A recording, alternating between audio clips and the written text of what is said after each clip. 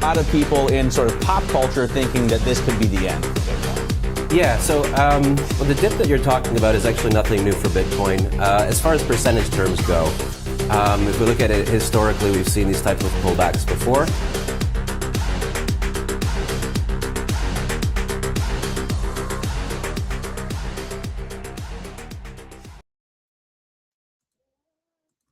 And here we go. There he is. Mr. Greenspan. What's up with the blank screen next to you? Oh, There we go. I don't know what happened there. How are you doing today, Matt? Well, I'm just kind of waking up, getting the morning going here from the shores of the Salish Sea. Been up for about almost 90 minutes now, and kind of getting into the headlines, looking at the charts, looking at the markets. Now, your day is kind of wrapping up, and I kind of love this because as my day starts, your day is ending. So I feel like you're a bit of a time traveler. You've had a good head start on me to process some of the headlines, look at some of the charts, and maybe just kind of get a sense of the day. But as my day is starting, how has your day been? Yeah, it's part of what makes me a great analyst is that I actually am ahead of you in time. Yes. I don't have to wake up at 4 a.m. to catch the opening bell. Yeah, no, man, I'm having fun. I'm been keeping my head down, building, and just enjoying everything that life has to offer. Mm-hmm. No missiles overhead for quite a while now, so I'm happy about that. I'm sitting here watching the odds on Polymarket to see if we can have a lasting ceasefire or if we're going back. What to are the war, current odds you know. right now? What are the odds saying? U.S.-Iran permanent peace deal by December 31st. So that's it's quite a ways away, but that's at 70%. And June 30th, much closer, is at 35%. So 1 in 3 odds of a permanent ceasefire by the end of the month. Those are the current Polymarket odds.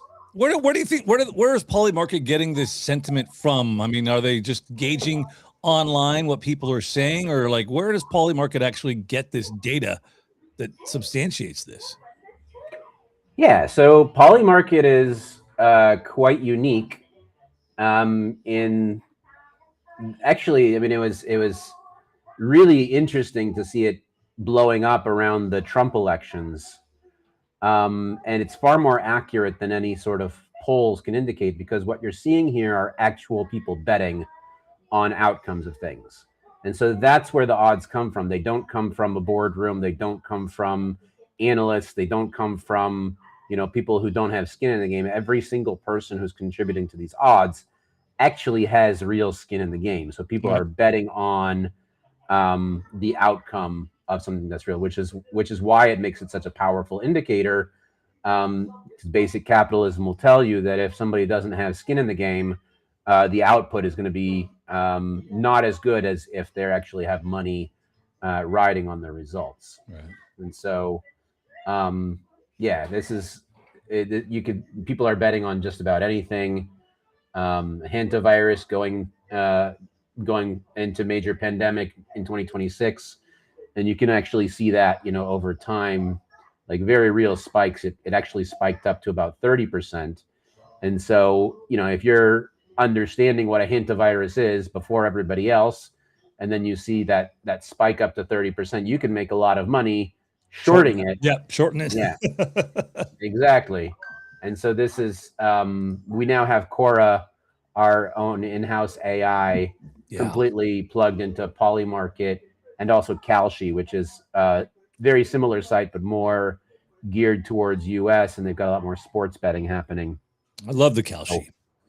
Yeah.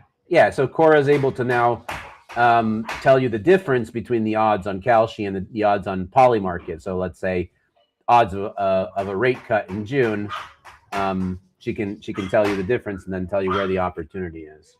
I had a friend who's kind of new to digital finance. I got somebody knocking at the door. Very sorry. Oh my gosh.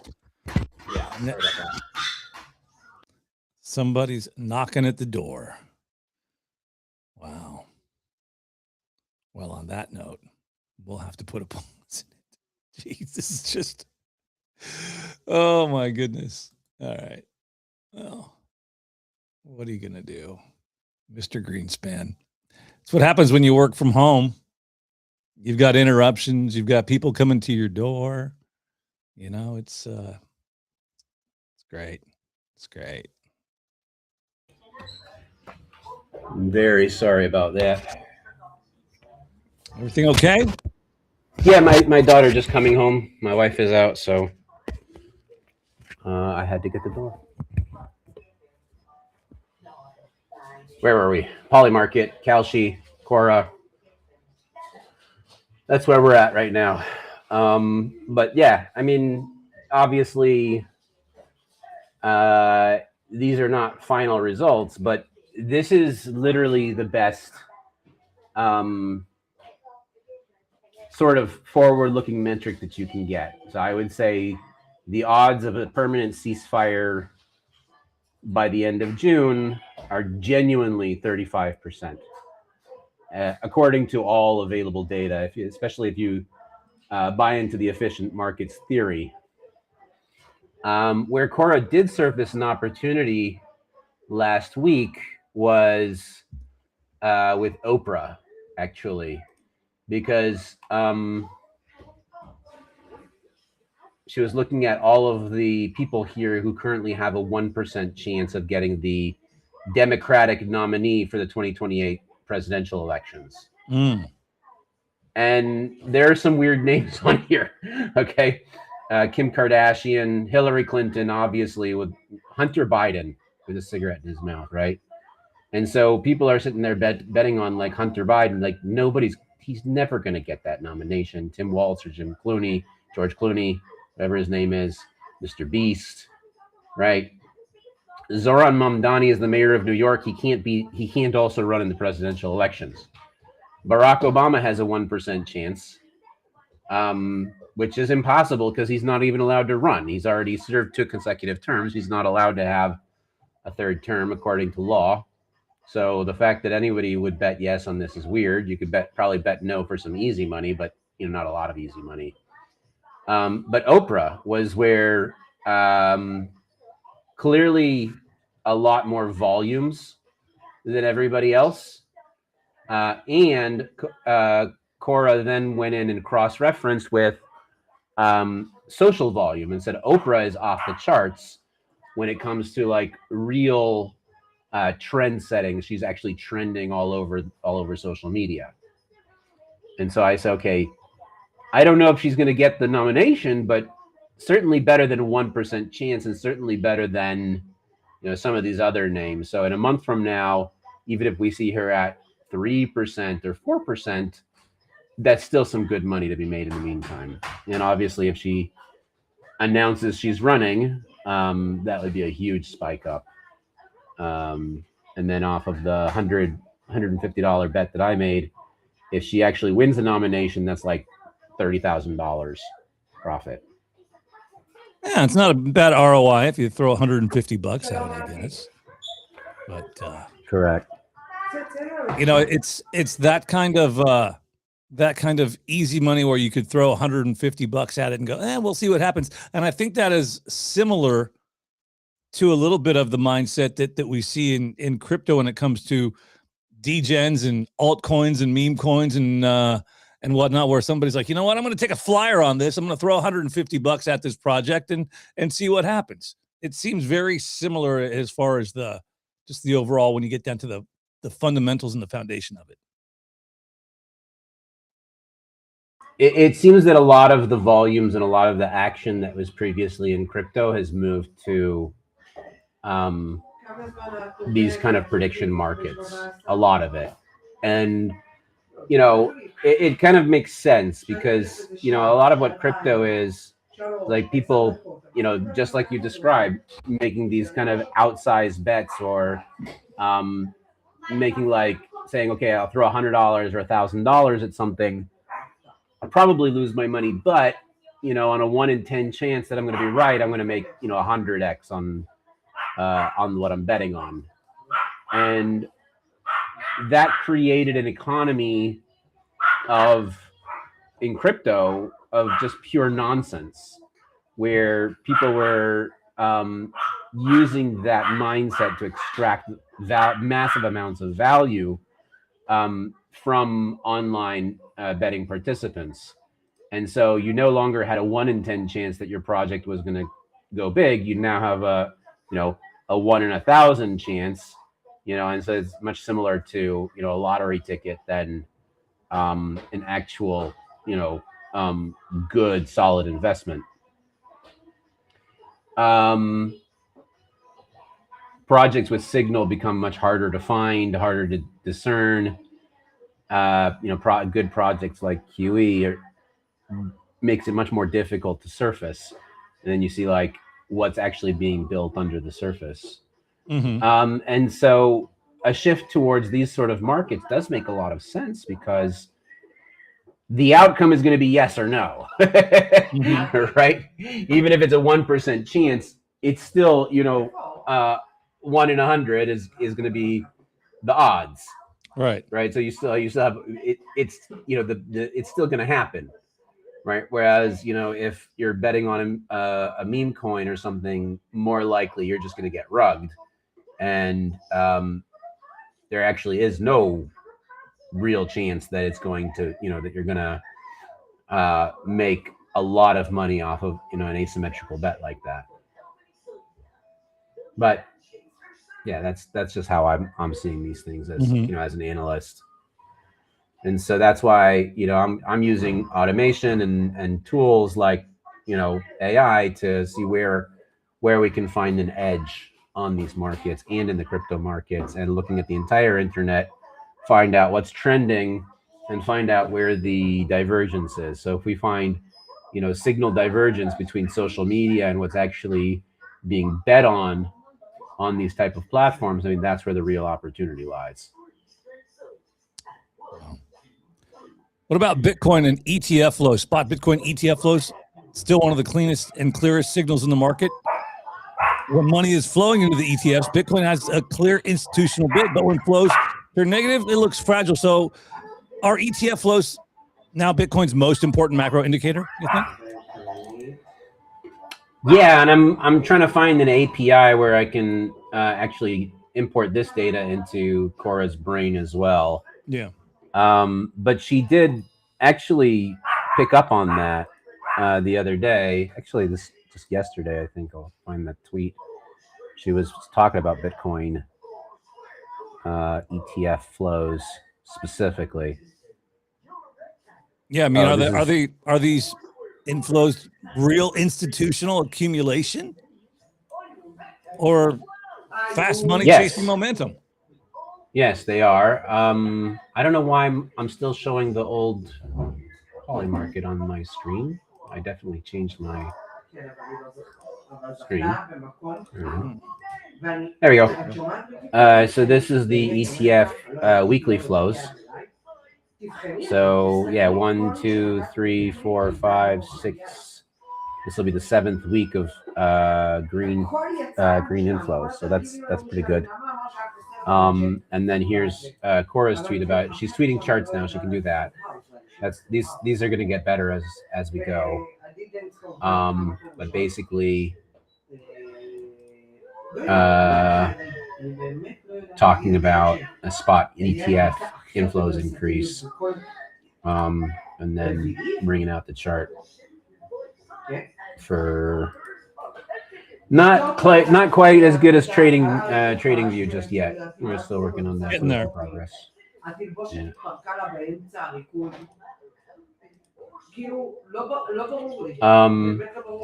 As far as the chart is concerned, though, what I would say is that we've had a lot of bullish momentum lately over the last few weeks. Actually, so from beginning of April, you can see here somewhat of a bottom on the chart, and we've been moving upward ever since. Cora pointed out support line at 75,400. This is right about here, which makes a lot of sense to me. That's the top over here and the bottom over here. So basically what we tested before failed, what we've broken through now, and then tested as a support level. But the danger here is that this whole pattern could turn into what's called a bear flag. And so that obviously, given, I mean, you could just imagine from the name, it's called a bearish flag. It's not a very great indicator. But what happens is that when you reach a bottom in the market, and then we have trouble getting back up towards previous levels, that could indicate bearish momentum. What you said, with the ETF inflows, that tends to kind of invalidate it, or paint a picture of more smart money is coming in. But I would say that a lot of chartists are going to be kind of pointing to this pattern and saying, well, we really need to break out of that before things get really bullish again. The resistance right around 80 has seemed to turn into support, but it might be waning as we're still barely hanging on to 80,329 at the moment of the live stream and recording. Yeah. The overall sentiment right now still seems, from what I'm seeing, to be somewhat bullish, though. Yeah, it is, and we've been talking about this quite a while. I mean, what we have this macro backdrop, right? 4 straight years of Jerome Powell fighting the inflation monster, that he created by sucking liquidity out of markets, which is the complete opposite of what they've been doing since 2013 all the way up to 2022, which is printing money. And we know the famous memes that accompany that. But printing money is a great way to make asset prices go up, including Bitcoin. And so Jerome Powell now being out of the picture, and Kevin Warsh stepping in, is going to be all eyes on Warsh to see what are his first moves. I'm wondering if he's not going to just completely reverse policy on what Jerome Powell was doing, start to decrease, so start to cut interest rates.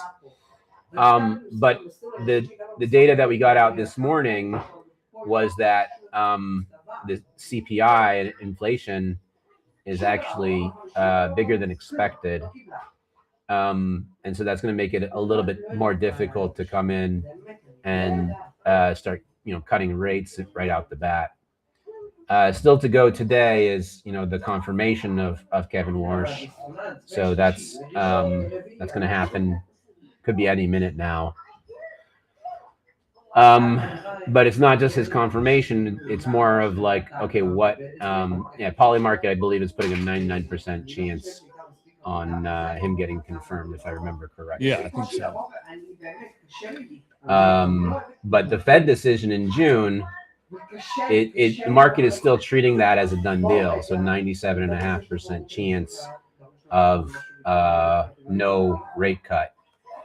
And then a greater chance of a 1.5% chance of a rate cut. So 1.5% chance is not really big at the moment, but that could change very dramatically if Kevin Warsh comes in and starts changing policy immediately. It's not something that Fed chair people usually do. They want to have some sort of continuity, but Trump has been pretty clear that he wants rates lowered ASAP. That's been one of his biggest criticisms of Jay Powell. And so you'd imagine that anybody he appoints is probably going to want to oblige that cutting rates and starting to increase liquidity rather than decrease it. But we can hope. We can hope and dream, right? Yeah, I'm just getting a little bit of feedback. So, a little bit of you might want to check your mic, because I'm getting like a little bit of echoey feedback there. Is it echo or is that my wife talking that you're hearing? I can't tell. I'm just getting like a weird kind of. Just sounds funny in my headphones. That's all. So maybe I try and adjust that. Hello. That's. Can you hear me better now? Yeah, when it's up there like that, I can hear you good. I'll just talk into the mic. Yeah, that's a good thing. Talking to the mic. That helps. That helps. It's supposed to be a lapel mic. I mean, it's not on my lapel, but I do have a lot of background noise, so I apologize about that. Okay, so he's still going to hang on, basically. You know, he's like herpes. He's the herpes of the Fed, is Jerome Powell. He's never going to go away. You're going to be stuck with him forever. Yeah. Well, he's on the last Fed meeting that he had a lot of dissenters, and so yeah, he'll be one of the Fed chair, not Fed chair. He'll be one of the Fed board members, but he's not going to be the decision maker. He'll be, he'll be the turd that hangs on, but is not really important. The turd that hangs on. I don't think I could have said it any better. Let's shift gears. Let's focus on oil. One of the biggest stories that we've been watching, oil prices are staying elevated. Inflation, it's getting harder to kill. And that could force the Fed to stay tighter for longer, right? So if oil does stay high, does then Bitcoin trade like an inflation hedge? Or would you say maybe a risk asset? Because it seems like that might be the way it's going here.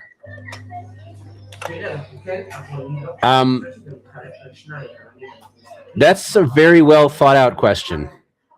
And I would say that like it really does matter what's happening with geopolitics, because that's where the whole spike came from. I mean, remember, oil was trading around 50, 60 bucks a barrel, 55, 60 range before Trump decided to go bang bang in the Middle East.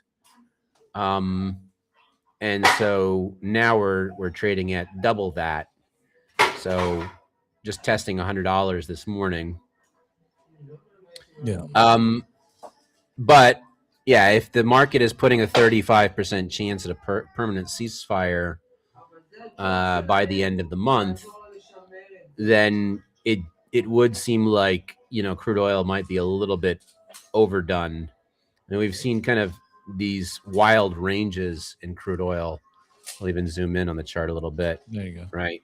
Between, 80 and 110, there's quite a lot of room for, or wiggle room within that. So, yeah, I would say that, if inflation is up more than expected, possibly, crude oil could be part of that. But as we've been discussing in the spaces, the price of crude oil is almost always a direct outcome of price manipulation, much more so than, legitimate natural flowing supply and demand issues.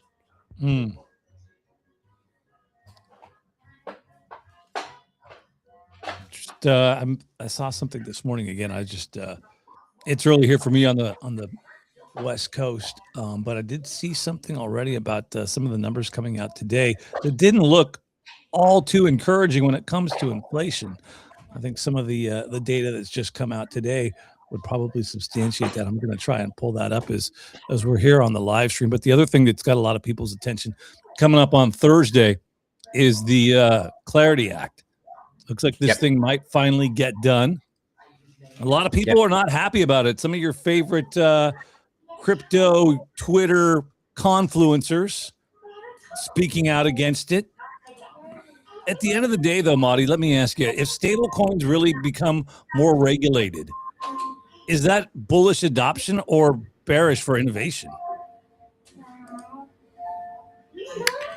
If stable coins get more regulated, right? Is that bullish for adoption for crypto, or is it bearish maybe for innovation and folks who are building? Well, it's both. I mean, there's really a give and take, right? I mean, there's a balance that need to be struck here. It is both bullish for innovation. It is bearish for crypto's use case as an alternative asset. Um, so I would say that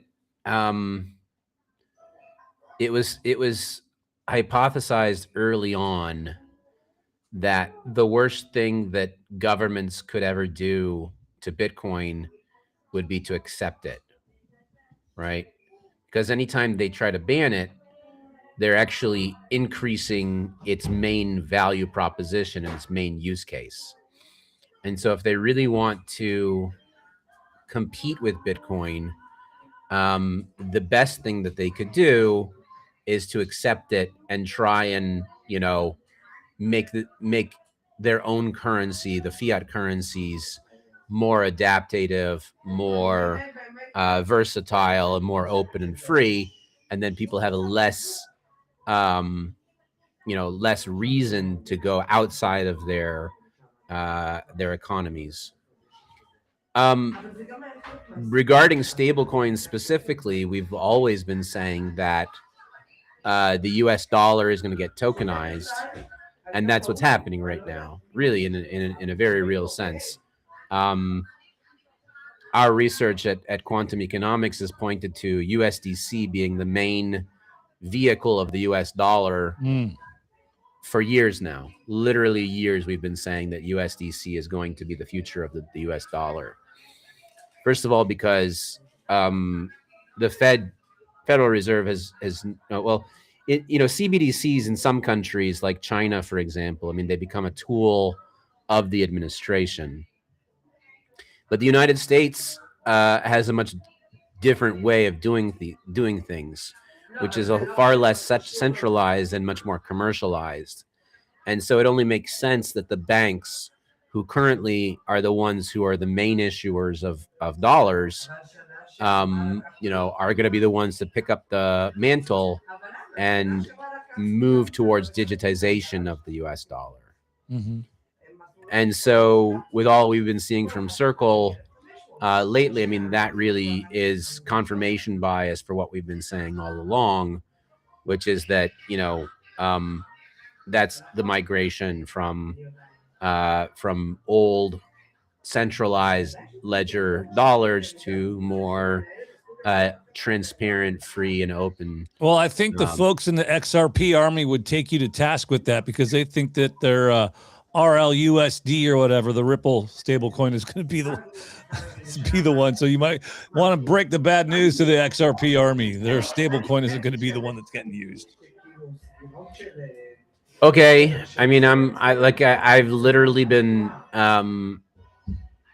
fighting the XRP army since 2017 when they first came about. Why are they so bad? Why? Well, let's. I just want to throw the script out the window. Here's my show notes. All right. Here's what I'm going to do. I'm going to throw my show notes out the window. Why is the XRP army so bad? Why are they so crazy? Look, I don't know any more than I don't know why, my ex is crazy. I don't know what drives people crazy. I don't. But my job as an analyst is to look at the data, understand what's actually happening, understand the most likely path forward, and then, point it out and paint a picture of what's going on. Who is more deranged in their thinking? The XRP army or jihadists?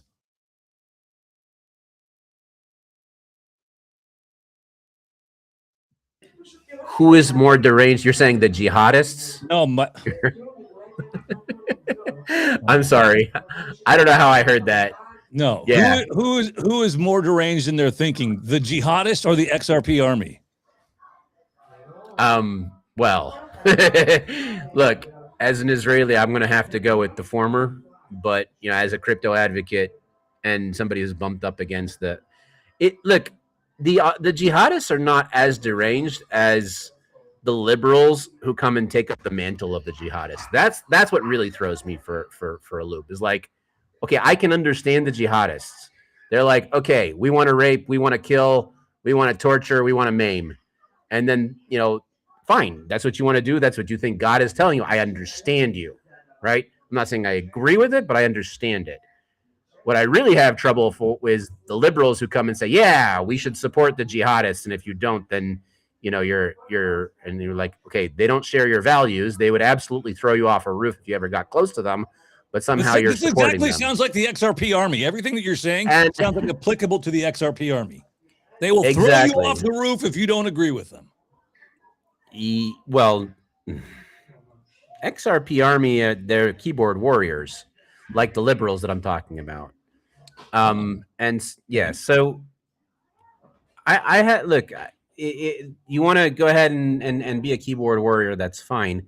But at some point, you start to say, okay, a lot of this has got to be manipulation, right?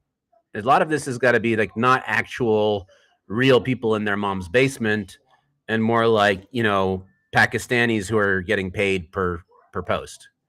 So, and that applies to both liberals and the XRP army, to be perfectly straight.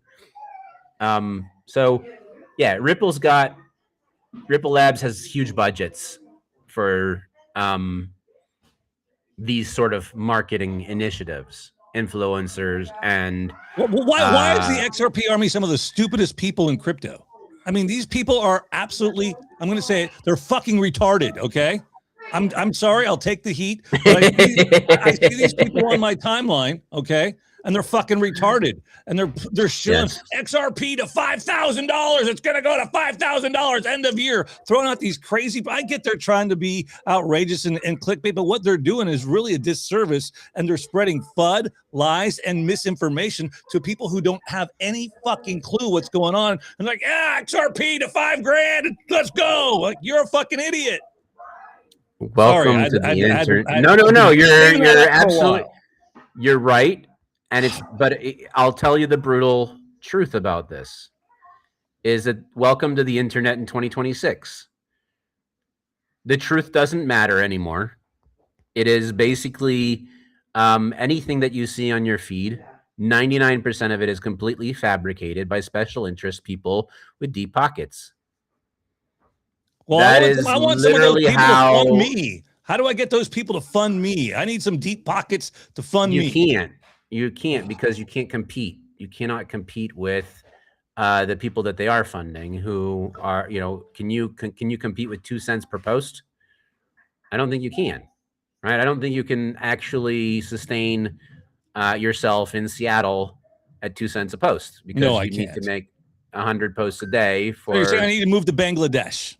Yes. Correct. Right. If you want to compete with them, you need to move. I know a guy who has a place there. We'll talk to Prometheus. We'll see what he can do. He can maybe, but you have to understand that fake news is real, and fake news has been increasing in volume. Like when the internet was young and it was pure, it was a lot easier to do research. And today, people stopped doing research, stopped caring about the truth, and more started caring about like confirmation bias. And it became, look, when delete Facebook hashtag became a thing, right? If you remember Cambridge Analytica scandal, I got off Facebook because I said brainwash. No, not for me. Thank you. And I got onto Twitter because Twitter is a lot easier to curate your feed and to say, okay, this person is sharing good information. That's a person I want to follow. And this person is sharing a bad information. Let me hit the unfollow. The problem, though, becomes most people don't do that active curation. Most people are very happy with following somebody and then not ever unfollowing them. That's why, for example, Tom Lee, fucking Tom Lee, man, this pisses me off to no end. Oh, now we're just turning this into a big rant. Let's go. Let's just rant. October 9th, the day before the crash, Tom Lee called Ethereum at $16,000 by end of year. He said $16,000 by the end of the year. That was October 9th. The next day, we saw a major crash. Ethereum closed on less than $3,000 per coin. Wow. Now, June, 5 months later, or 5 months after the end of the year, he missed his target colossally, like with no excuse. There's no like, oh no, that was just, I was just saying that if and if and if. No, these are price targets that he claimed were going to happen. And anybody trading on that information got royally screwed. Everybody now, May, June, or April, May, going, we're like a freaking bunch of goldfish, zero memory of what just happened, how royally screwed they just were. Like, let's listen to Tom Lee again. And the financial journalist is going right along with him. He's still getting interviews on CNBC. Why? Because he has crazy hair. He's like he has the crazy hair. Like, who's that guy on Ancient Aliens? That Sakalides guy. Hold on, I'm gonna pull up. We should pull up a picture of Tom Lee's hair and that guy from Ancient Aliens. I think Tom Lee is going down the Ancient Aliens road with that Georgie Sakalakis type crazy hairdo. It's nuts. It's affecting his brain capacity. He bought a shit coin. He staked a shit coin, and now he's underwater. I'm sorry, but this is basically the problem that we have with social media in general. Yeah. And AI is not serving to solve this issue yet.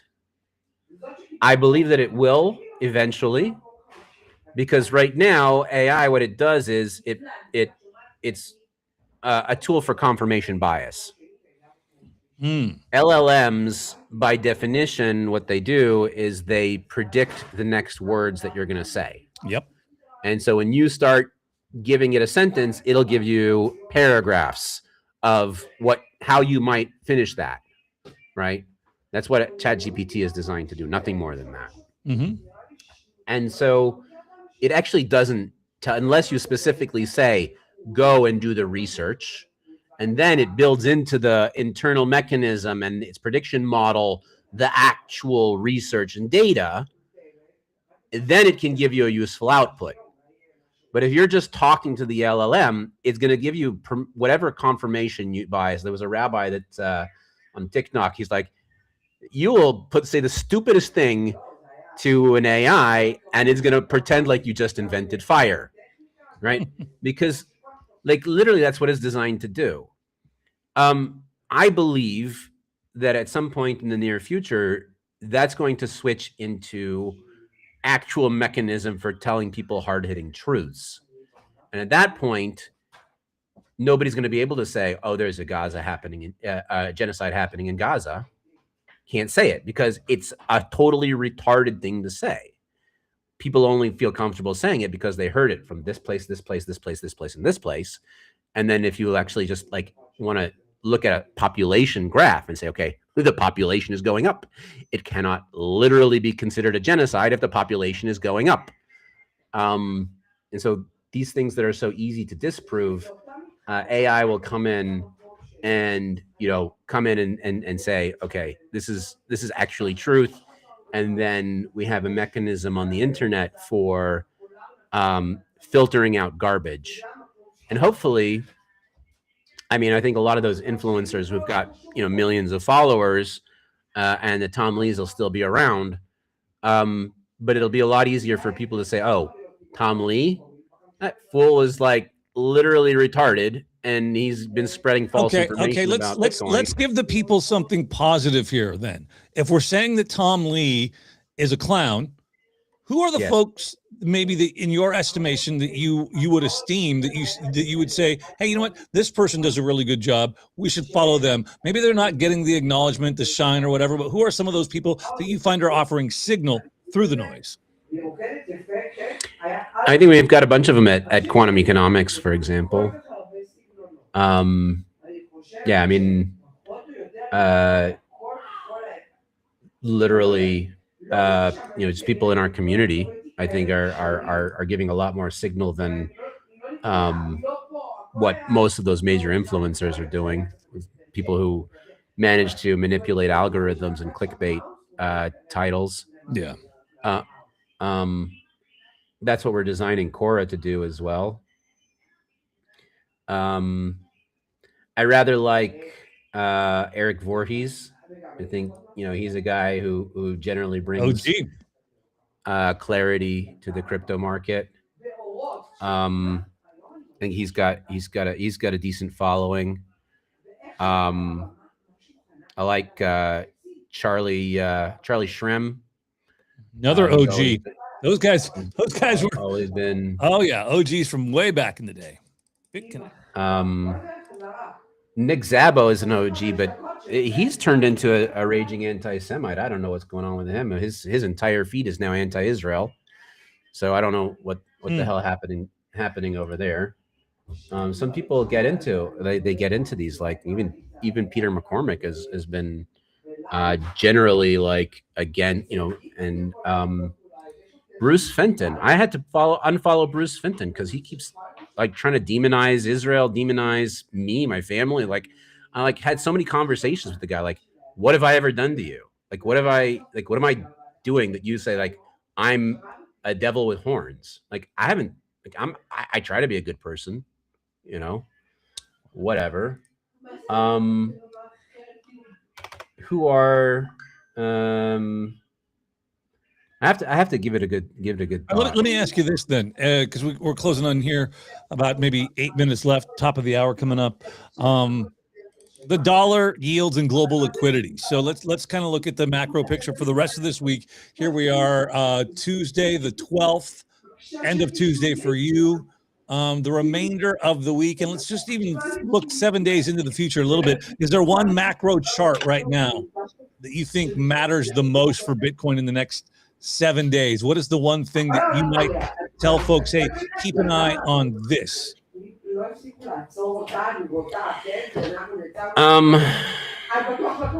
No, I don't. Unfortunately, I don't think that it's the answer. That's fine, fair enough.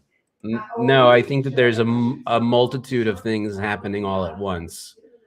Including dollar strength, including the Fed, and including the geopolitical tensions. And so I think those are like kind of a trifecta of influencing items. And then Clarity Act is an interesting signal, and we should all be watching that on Thursday. But I don't think that there's any like one thing that would say like, okay, this is what so it's you not need a to chart watch. You're looking at. See, for me, I'm kind of interested to see what happens here between now and the 14th when Clarity does get pushed forward for a vote. We've seen a lot of stuff here in the last 24 to 48 hours from the banking industry making a full court press to really try and put the kibosh on this Clarity Act. We saw Sunday night the head of the American Banking Association sending out an email to the CEOs of banks across the country, trying to lobby them to get some support in here and saying, hey, we need to stop this thing, because they realize that the writing on the wall here says the end is near for these folks in the fiat dollar currency game, if you want to put it that way, right? So the one thing I'm looking at is what happens here. Are we going to be able to get this done and across the finish line and to Trump's desk? Some of the reports I'm hearing is that maybe by July 4th, it gets signed on the celebration of America's 250th birthday. Seems to be maybe where things are going, but I think we're going to be in for an interesting fight here in the next 24 to 48 hours as Clarity comes up for the vote. So that's the thing that I'm looking at. It's not a chart, but that's the event. Yeah, I think that it pays to watch that, and I think that we should all be paying attention, for that hearing. But again, I don't think that that's like literally. I mean, I don't know that regulation is the key to unlocking massive crypto gains. I think that we have a U.S. president, a U.S. administration that's largely pro-crypto, and innovators feel free to innovate, but they're not getting the same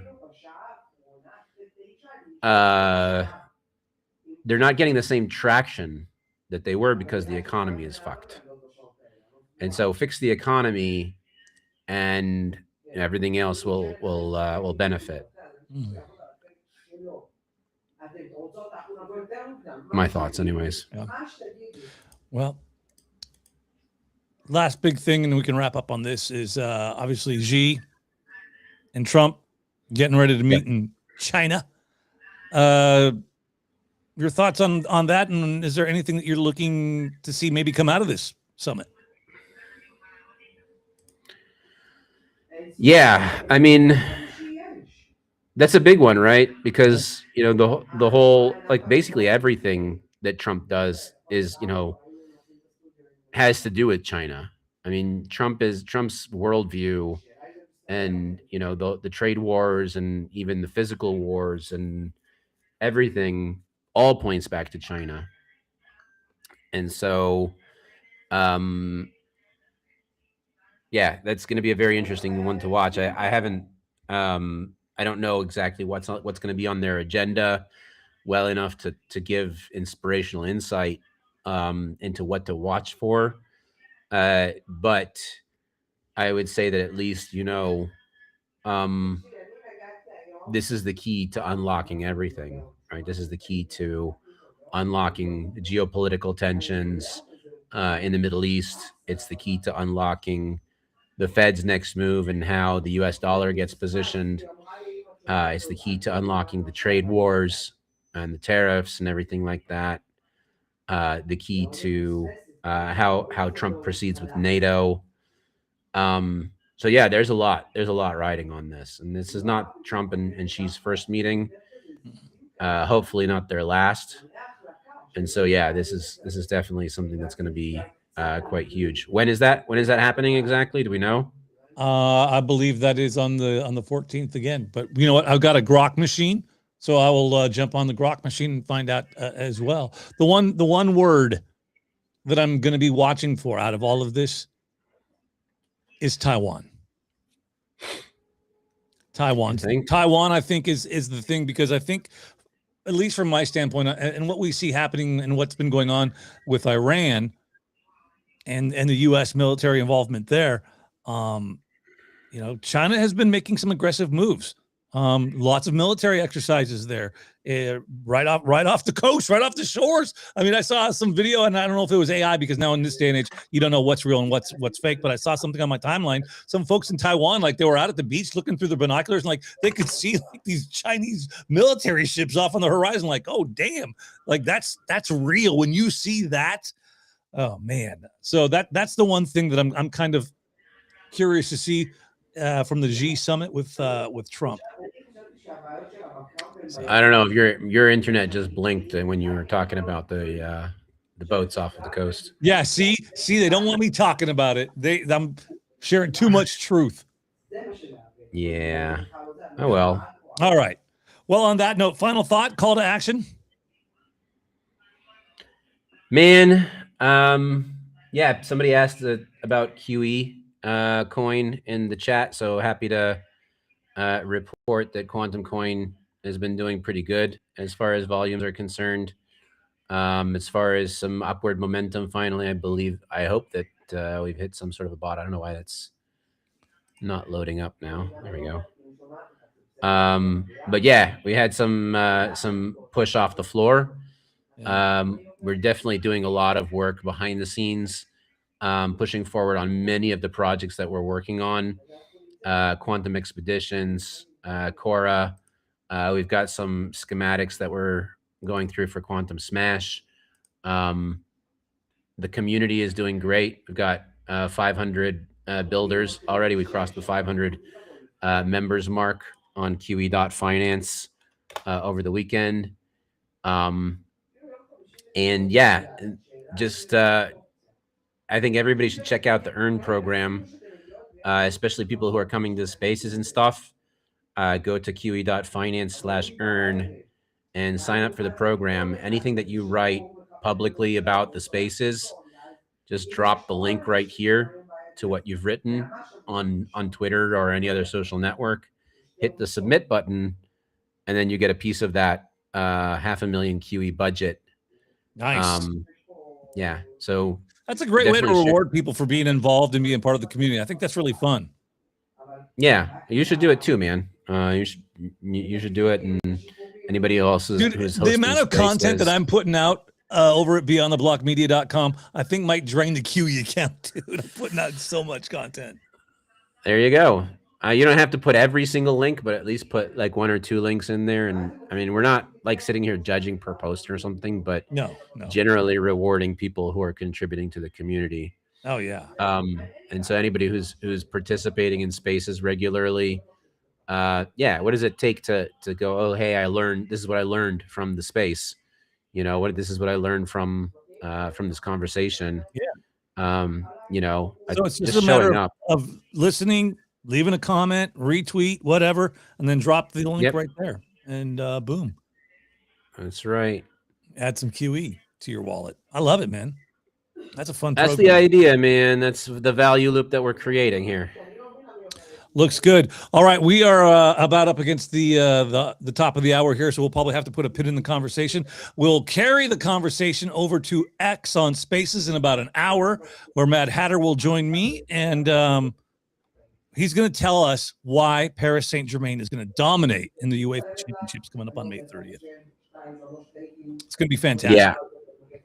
All right. Because he loves Paris Saint-Germain. He's a big PSG guy.